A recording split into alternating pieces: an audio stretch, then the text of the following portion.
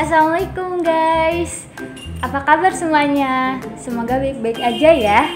Nah, di sini kembali lagi bersama Citra dan ditemenin sama Mbak Via. Assalamualaikum guys. Dan tentunya di sebelah kita udah ada bintang tamu nih. Assalamualaikum Mbak. Waalaikumsalam. Assalamualaikum semuanya. Oke, di sebelah kita sekarang udah ada aktivis dakwah Palembang, Mbak Kamila Ramdhania. Assalamualaikum semuanya. Apa kabarnya nih Mbak? Alhamdulillah sehat. Kegiatan sekarang lagi sibuk apa nih?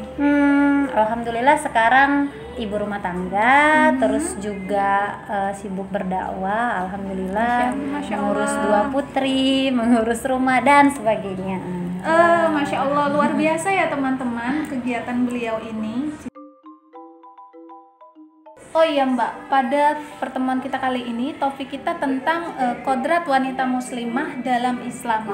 Nah, menurut Mbak, apa sih kodrat wanita muslimah dalam Islam itu sendiri? Ya baik, sebelum kita membahas tentang kodrat seorang perempuan di dalam Islam, kita perlu memahami dulu bahwa Allah Subhanahu wa Ta'ala itu mewajibkan laki-laki dan perempuan hal yang sama, dan ada pula mewajibkan wanita atau perempuan hal yang khusus untuk wanita saja.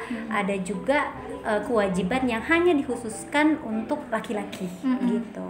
Jadi ketika membicarakan kodrat sebenarnya kan itu lebih ke framing seolah-olah wanita itu dipaksa dengan kodrat itu gitu. Padahal sebenarnya kalau dalam Islam itu bahasanya lebih enak itu dibicarakan sebagai sebuah kewajiban.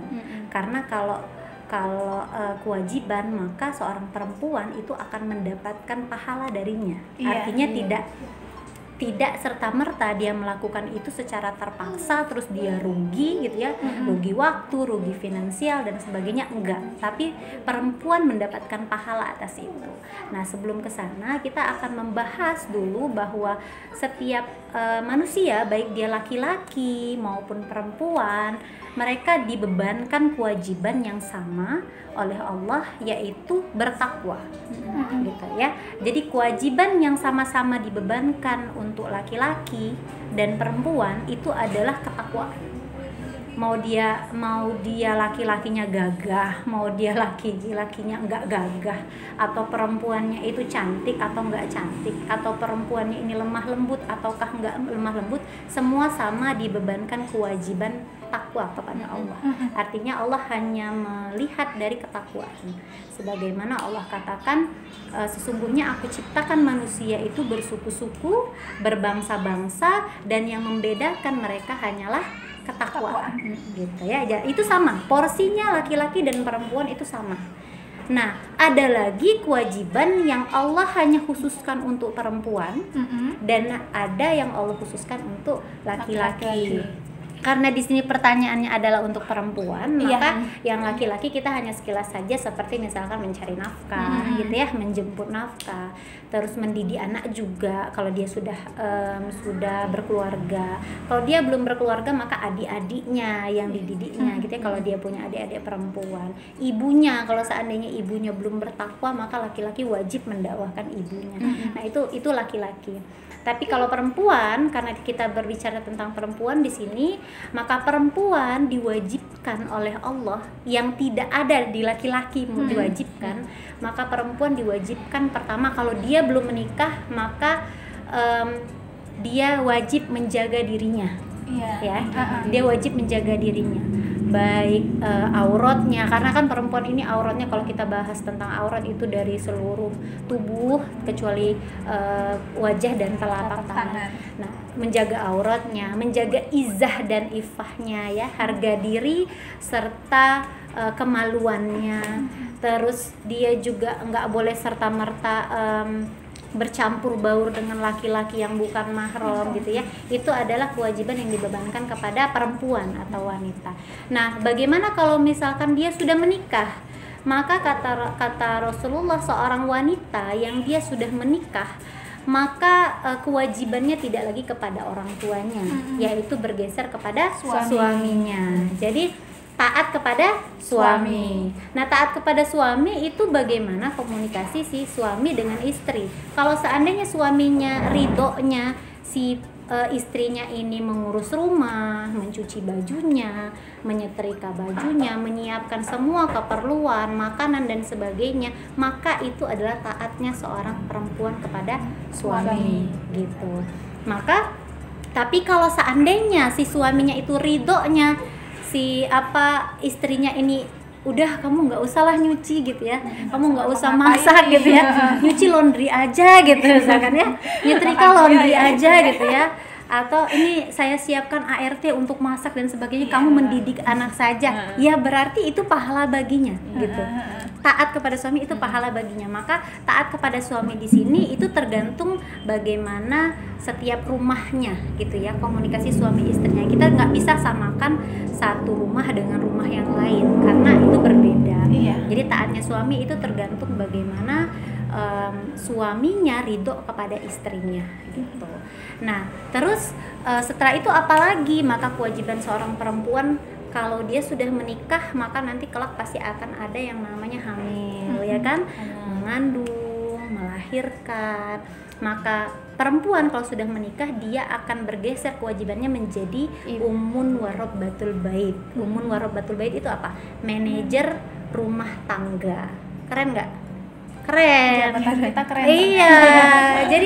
jadi jangan minder kalau perempuan ini kalau misalkan udah nikah nggak bisa ngapa-ngapain, cuma nyuci nyapu. Itu tuh ummun warabbatul bait. Karir tertingginya seorang perempuan itu adalah apa? Manajer rumah tangga. Keren itu. Ya keren. Jadi kenapa? manajer. Iya, jadi manajer karena direkturnya Pak suami gitu ya. Yang punya leadershipnya Pak suami, kita manajernya. Nah, terus setelah melahirkan, maka kewajibannya bertambah lagi kan. Jadi apa? Madrasatul ula, yaitu sekolah pertama bagi anak-anaknya.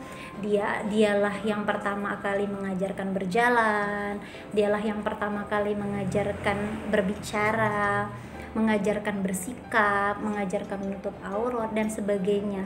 Makanya ada yang mengatakan bahwa wanita itu adalah tonggak peradaban gitu, karena peradaban yang baik akan lahir dari ibu yang juga baik gitu, ibu yang juga mengerti bagaimana mendidik anak-anaknya. Nah, itu adalah kodrat ya. Kalau tadi kodrat, saya lebih enak ngomongnya kewajiban seorang wanita ketika dia sudah menikah gitu, ketika sudah menikah. Terus bagaimana kalau seandainya dibenturkan dengan kewajiban berbakti kepada orang tua, maka kalau seorang perempuan dia akan bergeser kewajibannya itu kepada mertua. Jadi lebih harus patuh kepada mertua gitu. Gitu ya. Jadi lebih bisa patuh, lebih wajib patuh kepada mertua dan suami dibandingkan dengan orang tuanya sendiri. Tapi bagaimanapun ya, suami yang baik pastinya akan mengizinkan dong istrinya untuk berbakti kepada orang tuanya. Nah, itu saja sih. Gitu. Kalau jadi di lingkungan kita nih kan banyak influencer kan atau selebgram kan ya Mbak, yang mengibaratkannya wanita itu harus mandiri, harus ya nggak boleh lebih rendah dari laki-laki, pokoknya harus setara, pokoknya ya harus ada penghasilan sendiri. Harus ada penghasilan sendiri. Nah, itu menurut Mbak gimana? Iya ya. Jadi ini sindrom feminisme ya, kesetaraan gender ya. Ya nggak menyalahkan ya, karena kita itu hidup di sistem kapitalisme. Kapitalisme itu apa? Berkaca kepada kapital gitu. Apa kapital itu apa? Duit. Iya. Keuntungan. Pemilik modal, manfaat, keuntungan.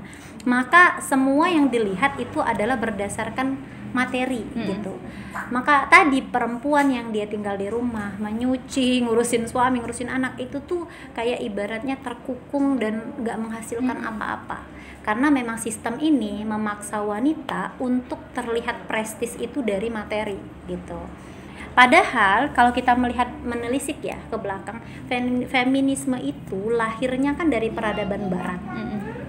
yang pada saat itu di abad 18 sampai ke 20 kalau saya nggak salah, itu memang Eropa pada saat itu benar-benar merendahkan perempuan. Jadi perempuan itu hanya dijadikan komoditas seks gitu. Nah, dari situlah aktivis-aktivis yang ditunjuk ya. Kalau di Mesir itu dulu ada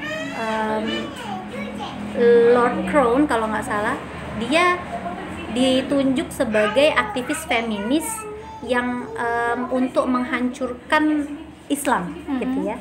Nah, lahirnya feminisme ini dari peradaban Barat yang memang nggak menghargai perempuan sama sekali. Gitu. Nah, tapi di abad yang sama di dunia Islam, di kekhilafahan Islam itu justru perempuan lagi jaya-jayanya. Kenapa? Universitas pertama di Baghdad itu dibangun oleh perempuan. Di Aceh ada yang namanya Laksamana Malahayati. Kita taunya Cut Nyak Dien aja ya, tapi ada yang namanya Laksamana Malahayati. Dia adalah panglima perang kapal laut pertama perempuan. Itu perempuan.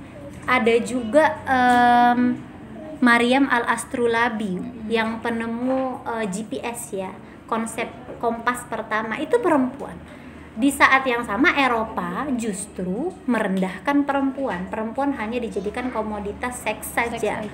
Nah, lahirnya feminisme ini dari peradaban Barat terus digaungkan ke dunia Islam. Kenapa? Karena ini mereka ingin menjadikan pemikiran-pemikiran yang feminisme, yang semua yang mereka adopsi ya, liberalisme dan sebagainya, itu menjadi mahkotanya pemikiran dunia. Mereka pengen konsep modern itu bergeser kepada pemikirannya Barat gitu. Kalau nggak begitu gimana mereka bisa menguasai dunia gitu. Nah, karena pada saat itu peradaban dunia ini Islam menguasai 2/3 dunia kan dikuasai Islam. Otomatis kalau mereka ingin menguasai dunia, mereka harus menguasai dulu orang Islam. Sedangkan orang Islam cita-citanya apa? Mati syahid. Kalau diperangin pakai fisik, kita nggak takut. Ya, pasti bakal duluan nih gitu.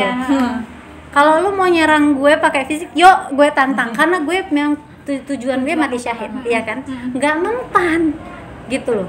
Diperangin secara fisik, umat Islam nggak mempan. Maka satu-satunya yang bisa memerangi mereka adalah pemikiran. Dari situlah Ghazul Fikr, perang pemikiran. Mereka memasukkan ya pemikiran-pemikiran Barat sedikit sampai akhirnya umat Islam sendiri tuh merasa bahwa syariat Islam itu mengekang kebebasan mereka untuk berekspresi.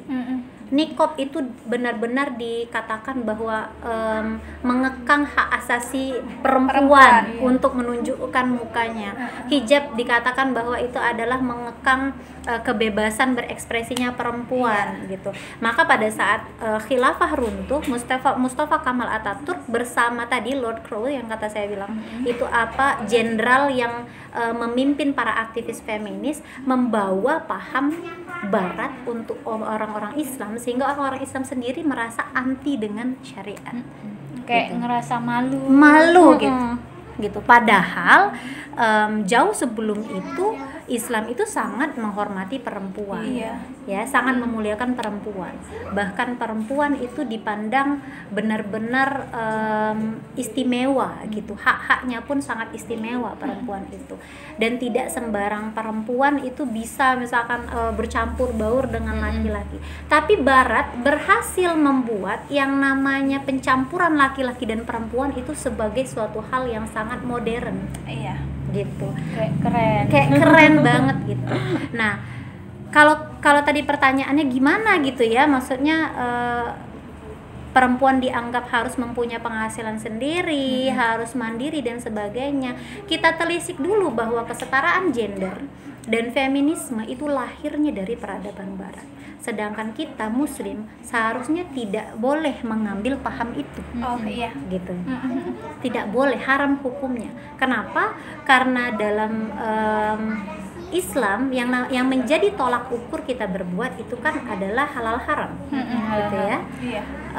Menurut Allah, apa yang Allah perintahkan dan apa yang Allah larang itu yang kita harusnya lakukan, bukanlah maskulinitas atau feminitas gitu ya. Kita nggak melihat bahwa apa yang kita lakukan, oh ini laki-laki kita ikutin atau perempuan kita ikutin, enggak. Tapi tolak ukur berbuat dalam Islam itu adalah meraih ridhonya Allah. Apakah Allah ridho? Apakah enggak? Gitu. Nah, sekarang sebagai perempuan kita lihat dulu, mencari nafkah, mencari uang itu hukumnya apa? Kan gitu. Kalau dalam Islam tidak pernah ada dalil yang mewajibkan seorang perempuan untuk mencari nafkah. Tidak pernah ada. Bahkan kalau dia belum menikah pun itu tanggung jawab nafkah ada di ayahnya. Iya. Kalau ayahnya tidak ada, maka kakak laki-lakinya. Kakak laki-lakinya nggak ada, maka pamannya. Pamannya nggak ada, kakeknya nggak ada semua saudara laki-laki, nggak ada walinya. Negara harus memberikan nafkah kepada seorang perempuan. Gitu. Jadi tidak ada kewajiban. Tapi apakah haram? Enggak, boleh. Apalagi kalau misalkan kita belum menikah, boleh. Kalau mau mengekspresikan potensi kita, passion kita, boleh. Yang namanya boleh itu hukumnya mubah. Kita lakukan tidak berpahala, kita tinggalkan pun tidak berdosa. Maka kalau kita sudah menikah, itu makanya saya bilang ridhonya suami bagaimana. Kalau suami memang ridho kita berperan aktif mencari nafkah, membantu beliau, itu harus ada akad. Wahai suami, aku berakad kepadamu, aku membantu nafkah. Agar kenapa? Agar suami sadar bahwa ini kewajiban dia loh, bukan kewajiban aku. Iya. Gitu. Sehingga ketika kita membantu nafkah, kita mendapatkan pahala sunnahnya karena membantu suami. Maka gaji pun harus, ini Pak suami saya serahkan kepadamu untuk menafkahi rumah tangga kita, sehingga kita dapat pahala sunnahnya. Kalau tidak diakadkan maka itu nggak dapat pahala, kan percuma. Buat apa kita misalkan kerja dari pagi sampai sore, meninggalkan anak-anak, kan gitu. Yang wajib yang mana, yang sunnah yang mana, yang mubah yang mana, kok kita malah menghabiskan waktu di perkara yang mubah. Seharusnya kan kita menghabiskan waktu di perkara yang wajib, kan gitu. Nah tadi dengan syarat harus diakadkan kepada suami dan tidak meninggalkan kewajiban utama sebagai seorang ibu dan istri. Kalau misalkan udah ambil sore, suami pulang sore, terus kita pulang juga sore, terus suami nggak redo, ya tinggalkan. Untuk apa? Kan gitu. Apa yang kita cari kan gitu. Sebagai seorang muslim, tolak ukurnya haruslah ridhonya Allah atau murkanya Allah. Gitu. Jadi apakah harus mandiri dan segala macam? Setelah menikah itu balik lagi konsep rezeki itu gimana? Rezeki itu kan minallah. Masa kita mau mengejar sesuatu yang justru jauh dari Allah, itu kan malah nggak cukup gitu. Tapi kalau seandainya kita memang serahkan, ya Allah, aku yakin rezeki ini darimu, maka aku akan melakukan kewajibanku, semua apa yang engkau sunnahkan, wajib sunnah aku kerjakan, insya Allah rezeki aku serahkan kepadamu, insya Allah cukup. Gitu ya. Itu ya teman-teman. Bagaimana menurut Mbak nih, ada pemikiran atau wanita-wanita di luar sana kan kadang buat konsep sendiri nih tentang aku harus berpenghasilan nih, kalaupun aku udah menikah aku harus berpenghasilan sendiri, nggak bisa nih ngandelin cuman dari suami aja kayak gitu. Nah, bolehkah kita memiliki pemikiran seperti itu? Kita harus kerja, kita harus punya penghasilan sendiri. Nah, menurut pandangan Islam sendiri itu boleh nggak kita memiliki pemikiran seperti itu, Mbak? Ya, sebagai seorang, sebenarnya gini, memang kalau mau ngikutin opini kebanyakan, nggak usah deh bergantung sama suami. Nanti kalau suami ada apa-apa kita, gitu ya kan? Kita gimana? Ntar kalau suaminya berkhianat, makanya jangan mau dikadalin laki-laki kan gitu ya kan? Kalau mau ngikutin opini seperti itu, bahkan misalkan ketika suaminya sudah tuntas, ibaratnya tuh ya nafkah tuntas, misalkan dari suami pun nafkah tercukupi, kita pun sebagai istri, aduh udah S1, udah punya ijazah ya sayang nih, belum lagi tuntutan keluarga misal nih, tuntutan orang tua yang aku udah kuliahin tinggi-tinggi, kan anakku udah kuliahin tinggi-tinggi, nggak kerja nggak apa kan, itu opini umum, nggak kita salahkan. Karena memang sistem ini tadi balik lagi bahwa sistem kapitalis ini memaksa manusia untuk bekerja keras, tolak ukurnya adalah manfaat uang materi. Kalau ada keuntungan diambil, kalau nggak ada keuntungan ngapain diambil, ya kan? Nah, alhamdulillahnya kita itu berislam ya, maksudnya beragama Islam. Kan Islam itu akidahnya, landasan berpikirnya adalah akidah Islam. Sedangkan sistem kapitalis landasan berpikirnya adalah sekulerisme. Sekulerisme itu kan pemisahan antara agama dengan kehidupan. Maka dia hidup ya suka-suka dia, ya kan? Apa nggak punya aturan karena memang agama dipisahkan. Dan memang lahirnya sekulerisme itu dari peradaban Barat dan dari perdebatan antara gerejawan dengan politikus pada saat itu. Karena Kristen itu nggak punya aturan yang mengatur kehidupan secara detil, maka politikus itu memaksa untuk memisahkan gitu. Jadi agama tetap ada, tapi hanya sebagai pelengkap saja, ibadah-ibadah ritual saja. Nah, sedangkan Islam mau ngikut-ngikut pakai sistem kapitalis yang berlandaskan sekuler, padahal Islam itu sudah lengkap, ya kan?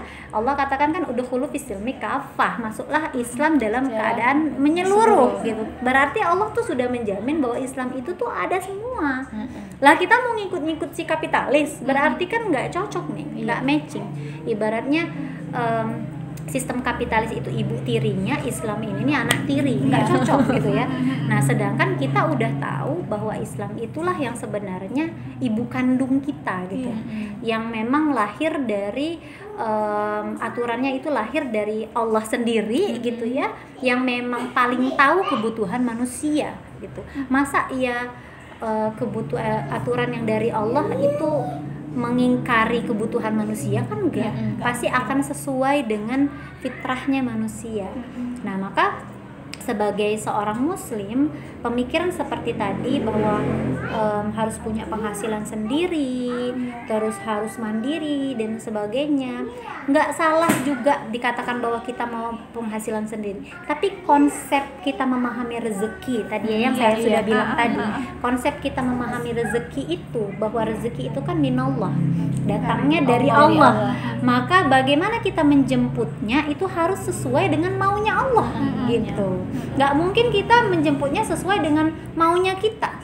Yang ada malah kita udah jabatan tinggi-tinggi nih, karir seorang perempuan, gaji besar, tahu-tahu kita udah menikah punya suami yang penghasilan yang nggak terlalu besar, yang ada malah cekcok.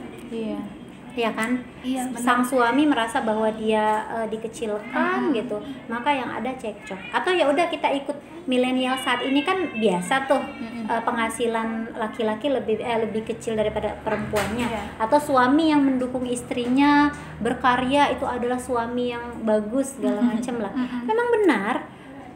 Makanya Islam juga nggak melarang bahwa seorang wanita mau berkiprah sesuai dengan passionnya dia, minatnya dia, nggak melarang. Tapi apa yang dia lakukan dalam mendalami hobinya, menyalurkan passionnya, jangan sampai mengalihfungsikan kewajiban utama dia sebagai ummun warabbatul bait dan madrasatul ula gitu. Boleh kalau misalkan nanti anak-anak udah besar, udah bisa mandiri sendiri, terus mau apa misalkan yang dulu ya cita-citanya yang tertunda misalkan mau didedikasikan, boleh, tapi dengan syarat cita-cita dia atau apa yang dia lakukan harus bermanfaat untuk agamanya gitu. Jadi menuntut ilmunya itu harus untuk menggapai ridho Allah gitu, bukan untuk eksistensi diri gitu, bukan untuk eksistensi diri, tapi untuk menggapai ridho Allah. Begitulah ilmuwan pada saat kekhalifahan Abbasiyah ya. Itu kan rata-rata para ilmuwan itu melakukan penelitian dan sebagainya untuk agar apa yang hukum syara yang susah dilaksanakan jadi mudah gitu. Seperti tadi Maryam al-Astrulabi. Kenapa dia menciptakan konsep kompas? Karena pada saat itu arah jalan tuh susah. Misalkan orang mau naik haji dari Mekah dari Turki misalkan ya, dari Istanbul ke Madinah kan itu jauh. Harus ada arah. Biasanya orang melihat arah matahari saja. Kadang masih sesat gitu. Maka akhirnya terciptalah kompas itu agar mempermudah orang-orang yang mau naik haji arahnya benar. Jadi ilmu dalam Islam itu boleh agar mendukung syariat Islam lebih mudah diterapkan. Gitu. Jadi tolak ukurnya ridha Allah. Lantas bagaimana nih Mbak caranya kita sebagai wanita muslimah mengekspresikan diri dan mengejar cita-cita yang diimpikan? Gitu. Baik. Jadi tadi seperti saya bilang bahwa Islam tidak pernah melarang gitu ya seorang wanita ingin berkiprah atau ingin mengekspresikan dirinya atau ingin mengejar cita-cita yang diimpikan, karena memang banyak sahabiah yang dia jadi kodi hisbah itu peradilan ya, bekerja di peradilan. Ada juga yang menjadi juru bicara para perempuan, artinya dia yang menyampaikan kepada khalifah apa yang dibutuhkan para perempuan. Itu kan berarti karir tuh. Dia digaji oleh negara, bukan karena dia sukarelawan gitu, enggak. Dia digaji oleh negara, memang ditugaskan oleh negara. Artinya boleh. Jadi Islam itu membolehkan kita untuk mengejar cita-cita yang diimpikan. Hanya saja karena memang perempuan ini lebih banyak kewajibannya gitu ya sebagai wanita, apalagi yang memang belum menikah, itu kan lebih banyak kewajibannya untuk menjaga diri. Maka pastikan ketika kita mengejar cita-cita kita atau mengekspresikan diri kita, pastikan tidak melanggar batasan syariat. Misalkan kita kerja, di kantor boleh nggak pakai kerudung jilbab kan gitu? Boleh nggak? Kalau seandainya boleh, ya alhamdulillah gitu kan. Terus apakah pekerjaan kita atau cita-cita yang kita impikan itu mengharuskan kita untuk berinteraksi dengan lawan jenis lebih sering atau tidak? Kalau ternyata iya, ya lebih baik cari yang lain kan gitu, ya kan gitu. Tapi kalau seandainya memang harus atau memang kita pengen banget gitu ya cita-cita itu, ya udah dampingin dengan mahram kan gitu. Mahram kan bisa kakak, bisa adik, bisa ayah kita gitu ya, yang memastikan kita nggak sendiri ketika ketemu klien misalkan gitu. Nah, lantas mengekspresikan diri juga gimana? Ya tadi batasan-batasannya begitu. Kalau misalkan kita mau ngambil apa? Kita mau menerjunkan diri kita di aktivitas dakwah. Mbak, aku tuh suka banget Mbak tampil depan kamera misalkan gitu ya. Ya kan nggak memungkiri tuh para milenial kan sekarang. Hukum syaratnya nggak boleh, tapi aku tuh pengen banget tampil depan kamera Mbak gitu kan. Ya nggak apa-apa asal untuk dakwah. Dan jangan pula ibaratnya tampil depan tuh terus yang menor dari atas sampai bawah memang mau eye catching banget itu itu nggak boleh kan gitu. Ya berusaha untuk yang ditampilkan adalah memang kecerdasan kita, keluasan wawasan kita gitu ya, ketajaman kita dalam menganalisa sehingga orang nggak galvok gitu, nggak gagal fokus kepada fisik dan sebagainya. Kalau memang saya pernah punya temen yang dia tuh emang cantik banget, nggak diapa-apain aja cantik gitu. Nah setelah menikah terus suaminya itu memang melarang, bahkan tampil di kamera juga melarang karena memang cantik banget istrinya gitu. Kalau dia berdakwah depan kamera itu pasti yang ngomenin tuh orang tuh salah fokus kepada fisiknya gitu. Akhirnya memang dia memilih untuk menjadi di belakang kamera gitu ya, maksudnya konsepnya dan sebagainya, karena memang fisiknya menimbulkan fitnah mungkin ya. Nah jadi dan suaminya juga nggak membolehkan ya tadi. Makanya pertama cari lingkungan atau tempat kita menyalurkan ekspresi atau menyalurkan cita-cita kita itu yang memang kondusif sesuai dengan syarat. Misalnya tidak keluar dari koridor syarat. Boleh memakai kerudung jilbab, boleh ibaratnya nggak diejekin misalnya ngapui kok nica ibu-ibu nggak kayak gitu karena itu mental kan, mengganggu mental kita.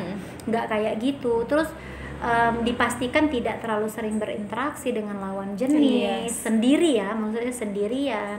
Terus kalau memang kita punya belum menikah maka minta izin dulu kepada ayah kan begitu ya, boleh nggak kan gitu. Atau ayah udah nggak ada, tanya kakak, tanya adik. Atau misalkan harus sampai malam, bisa nggak mereka menjemput kan gitu, jemput. Nah itu harus dikondisikan. Dan ya cita-citanya ya jangan melanggar hukum syara. Misalkan kayak yang ngetren dulu ya, yang bernikop tapi jadi DJ kan, itu kan itu kan ya, ada itu pernah viral kan, dia pakai nikop tuh, terus kerudungnya ya kerudung jilbab lebar tapi dia nge-DJ di bar. Nah itu kan cita-cita yang ibaratnya sudah melanggar hukum syara kan, sudah melenceng sekali. Maka ya dipastikan itu juga tidak melanggar gitu ya cita-citanya. Atau misalkan dia mau jadi bartender gitu yang ngeracik minum-minum beralkohol tapi dia pakai kerudung jilbab, ya itu kan nggak make sense, nggak malah akan membuat hijrah dia malah justru jadi futur gitu ya, akidahnya jadi futur, keimanannya jadi futur. Maka itu harus dijauhkan gitu sih. Intinya kayak disesuaikan aja. Iya, Islam itu tidak mengekang sebenarnya. Aturan yang Allah berikan itu sudah sangat menjaga kita sebagai perempuan. Aktivis-aktivis gender yang mengatakan aurat gue bukan urusan lo, kan gitu ya, kan? Yang ngeres bukan badan gue tapi otak lo, kan gitu ya. Ya gimana, laki-laki itu punya mata dong, dan nggak semua laki-laki itu punya pemahaman godul basor, harus menundukkan pandangan, apalagi di sistem sekarang yang anak kecil aja ke mall udah bisa lihat aurat di tempat jualan bra dan CD kan gitu ya, dengan gamblangnya poster sebesar itu gitu ya, yang kita ibunya nutupin di rumah gitu ya biar anaknya nggak lihat, pas ke mall gitu. Game Mobile Legend itu kan cewek-ceweknya kan pada pakai BH doang ibarat. Jadi memang laki-laki tuh dimanjakan dengan pemandangan yang seperti itu. Terus kita lantas mau ngomong bahwa yang ngeres otak lo bukan aurat. Aturan Islam itu sudah lengkap, udah dikasih begini kok maunya malah melenceng. Jadi memang kalau memang feminisme dan gender itu berhasil, pasti nggak ada yang namanya perempuan itu pusing setiap hari disibukkan dengan mau kerja apa sama anak ya, Nyatanya working mom sampai saat ini masih galau meninggalkan anaknya di rumah sama pengasuh, ya kan? Kalau memang gender dan feminisme itu berhasil, sudah 1 abad loh. Mereka itu sudah 1 abad, tapi nggak berhasil. Pasti yang namanya kekerasan seksual udah nggak ada, ya kan? Terus si tadi wanita bekerja seharusnya nggak stres dong, tapi malah mikirin anak di rumah. Tapi malah 80% wanita yang bekerja di Eropa itu tingkat stresnya lebih tinggi, gitu. Itu penelitian tahun 2018.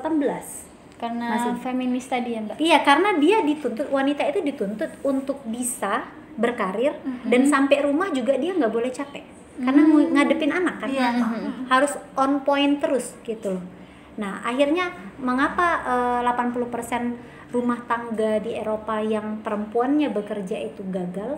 Karena wanita itu dipaksa untuk berkarir untuk ngasuh anak juga Bahkan kan ada statement dari salah satu jurnalis di Indonesia yang mengatakan, kenapa sih wanita itu harus memilih? Bukankah wanita itu bisa ya kan ya? Iya kan? Bukankah wanita bisa mengerjakan dua-duanya? Memang bisa. Wanita itu memang Allah desain untuk multitasking. Tapi multitaskingnya untuk kemana kan gitu? Kan untuk gitu. Di rumah aja deh kayaknya. Iya, maksudnya gini, nggak ada yang maksa kamu buat kerja mati-matian, terus pulang ke rumah juga harus ngasuh anak, mendidik anak. Nggak ada yang maksa kayak gitu, Pak. Bahkan sang pencipta Al-Khaliq aja hanya nyuruh untuk mendidik anak dan taat kepada suamimu, gitu. Ya gimana kalau yang single parent ini, itu case-nya udah berbeda. Iya kan? Single parent udah beda lagi case-nya. Kita ngatain orang yang ibaratnya udah berkeluarga dan dia memilih untuk itu. Nggak mengatakan bahwa orang yang kerja atau yang menyalurkan cita-citanya itu adalah yang salah, enggak juga, karena mereka pasti struggle dengan dirinya sendiri. Tapi balik lagi, Islam nggak pernah nyuruh loh. Nah, itu adalah pilihan ya kan? Pilihannya dia. Setiap pilihan akan dimintai pertanggungjawaban. Nah itu karena Islam itu memikirkan akidah, dari mana, mau kemana, untuk apa, ya enggak? Maka semua yang kita lakukan pasti akan ditanya sama Allah. Kan itu tolak ukurnya. Apakah kita meninggalkan anak terus kitanya kerja sedangkan kerja ini mubah, mendidik anak wajib, kan gitu. Yang wajib ditinggalkan, yang mubah kita kerjakan. Itu sebagai seorang muslim tuh berpikirnya ke sana. Bukan berarti mengatakan bahwa working mom atau orang yang berkarir itu adalah jelek, enggak. Mereka juga struggle dengan dirinya. Kita menghargai orang-orang yang ibaratnya melawan diri sendiri untuk selalu enggak stres gitu ya. Mentalnya harus dijaga. Kita menghargai mereka, tapi enggak ada yang nyuruh. Iya. Gitu. Iya, benar. Bahkan Allah pun nggak nyuruh gitu. Makanya balik lagi, kalau mau tadi mengejar cita-cita dan impian bagi yang sudah berkeluarga, pastikan dia mendapat ridho suaminya. Iya. Gitu. Ingat kewajibannya. Ingat kewajibannya. Bukannya nggak boleh, dan jangan sampai cita-citanya ini atau karirnya ini mengalihfungsikan anak gitu. Iya. Yang sebenarnya itu kewajiban utama. Iya. Ya, sampai kasihan kadang anaknya Mbak ya. Iya. Nggak keurus. Mungkin ada yang keurus karena mungkin pengasuhnya bagus gitu ya. Cuman kitanya tetap ditanya sama Allah gitu. Maka balik lagi tadi kodratnya ya, kalau bahasa orang kebanyakan tuh kodratnya itu apa. Tapi bukan dipaksa juga. Maksudnya gini, Allah tuh kan memberikan pilihan surga dan neraka. Allah nggak pernah maksa. Kalau kamu mau masuk surga, maka tinggal ikutin aja aturan yang Allah udah berikan. Tapi kalau mau ngelenceng, sesuatu yang nggak ditanya, jadi ditanya, gitu. Kan kalau kita melakukan sesuai dengan apa yang Allah perintahkan, yang tadinya itu seharusnya terhambat nih masuk surga, jadi lost aja. Karena kamu ngelakuin ya Allah, contreng gitu kan. Yang seharusnya contreng langsung dapat tiket surga, lah ini banyak mandeknya. Kenapa? Enggak ya Allah, enggak mungkin. Kenapa? Karena aku kerja ya Allah. Kenapa kerja? Kamu tahu kan itu mubah, sedangkan ini jadi panjang hisabnya gitu. Padahal tadinya harusnya contreng cus masuk kan gitu. Nah, makanya wanita itu boleh mengekspresikan dirinya, boleh mengejar cita-cita dan impiannya, tapi dengan syarat tidak keluar dari koridor syariat. Gitu ya. Oke teman-teman, nggak kerasa kita udah ada di penghujung acara nih. Sebelum kita akhiri, alangkah lebih baiknya kita meminta closing statement dari Mbak Kamila tentang pembahasan kita pada hari ini. Oke, silakan Mbak. Iya, buat teman-teman sekalian, menjadi seorang perempuan itu memang tidak mudah, apalagi di sistem kapitalis yang menuntut kita untuk selalu glow up gitu ya, baik secara physically maupun secara karir dan sebagainya. Tapi yakinlah bahwa menjadi ummun warabbatul bait, manajer rumah tangga, itu adalah karir tertinggi seorang muslimah gitu ya. Saya ingin membacakan hadis Rasulullah. Jadi pada saat Rasulullah berkumpul gitu ya, sedang mendengarkan aspirasi dari para sahabatnya, ada yang namanya Salamah. Nah, Salamah ini perwakilan dari para muslimah di tempatnya. Terus dia bilang, ya Rasulullah, sesungguhnya saya mendapatkan pesan dari muslimah-muslimah di tempat saya. Mereka menanyakan, seorang laki-laki itu banyak sekali ladang pahalanya. Mereka berjihad di medan perang, mereka boleh menguburkan jenazah, mereka mencari nafkah gitu ya, terlihat gagah sekali dan pahalanya banyak. Sedangkan kami perempuan di rumah saja menjaga hartanya, mendidik anaknya, menjaga anak-anaknya.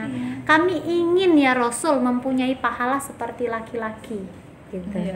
Jadi sahabat dulu, para sahabiah dulu iri sama sahabat yang lain itu karena pahala. Bukan karena karirnya lebih tinggi, tapi karena laki-laki katanya banyak ladang pahala.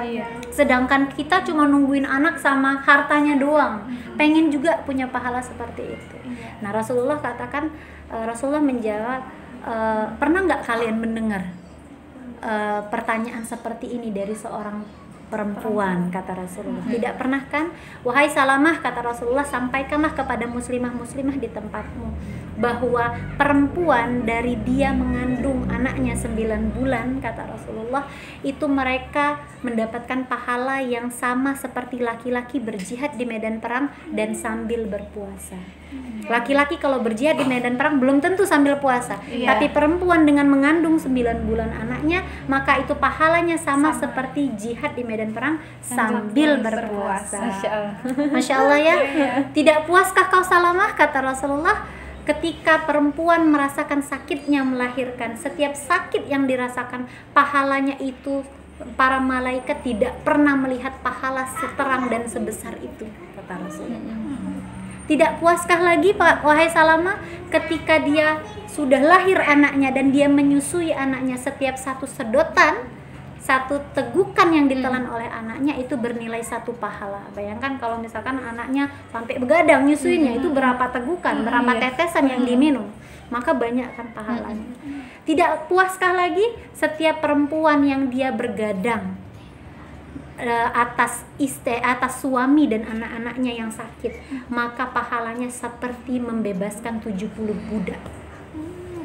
Membebaskan 1 budak itu kalau dirupiahkan sekitar 100 juta ya kalau nggak salah. Jadi kalau 70 budak 7 miliar. Perempuan berkarir punya gaji berapa? Nggak sampai segitu. Nggak sampai segitu. Iya, nggak sampai segitu. Punya gaji sebesar, taruhlah misalkan kita punya gaji 1M aja, misal ini ya, misal punya gaji 1 bulan 1M, mau nggak kita sedekahin semua? Enggak.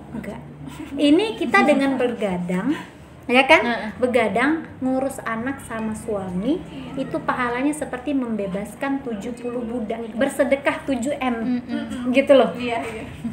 Nah, barulah Salamah tersenyum dan dia merasa bangga gitu dengan perannya sebagai tadi Ummun Warabbatul Bait. Maka teman-teman sekalian, baik yang sudah menikah maupun yang belum menikah, peran sebagai ibu rumah tangga, peran sebagai Ummun Warabbatul Bait, sebagai Madrasatul Ula, itu adalah peran tertinggi, karir tertinggi seorang muslimah.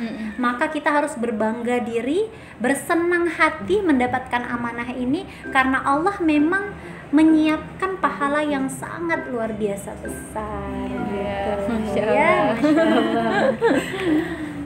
Wah, jadi Masya Allah ya teman-teman, ternyata kita sebagai muslimah itu pahalanya banyak banget loh kalau di rumah aja. Jadi ya kita tuh nggak perlu malu kalau misalkan kita nggak berkarir, terus nggak berpenghasilan, karena kita di rumah aja tuh udah banyak banget pahalanya. Dan kalaupun kita memilih untuk berkarir, itu kita harus sesuai sama syariat Islam. Kita ingat dengan batas-batasan yang sudah diatur oleh Allah gitu. Jadi sekian aja ya dari kita. Jangan lupa like, comment, and subscribe. Sampai jumpa di konten-konten selanjutnya. Bye bye.